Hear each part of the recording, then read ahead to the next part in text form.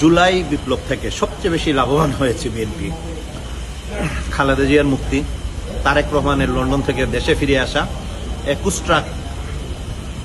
10টা অস্ত্র মামলায় মুক্তি, গ্রেনেড হত্যা মামলায়, হাসিনার উপর গ্রেনেড হামলা মামলায় মুক্তি এবং সর্বোপরি ব্রুট মেজরিটি নিয়ে ক্ষমতায় আসা জুলাই বিএনপিকে দুহাত ভরে দিয়েছে।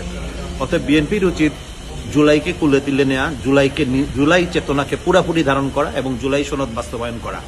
আওয়ামী লীগ যেভাবে 71কে নিজের সম্পত্তি বানাইছে, 71-এ বসবাস করে, বিএনপিরও এইভাবে জুলাইকে নিজের সম্পত্তি বানানো উচিত, জুলাইতে বসবাস করা উচিত, জুলাইতে খাওয়া দাওয়া করা উচিত এবং জুলাইয়ে পুরাপুরি জুলাইকে নিজের ড্রেস বানায় জুলাইয়ে ঘুমানো উচিত, জুলাই চেতনা ধারণ করা উচিত এবং বিএনপির উচিত অতি সত্বর জুলাই সনদ বাস্তবায়ন করা, যাতে জুলাইকে পুরাপুরি দুহাত ভরে বিএনপি উপভোগ করতে পারে এবং জুলাইকে যাতে বিএনপি তার অবদান ফেরতও দিতে পারে।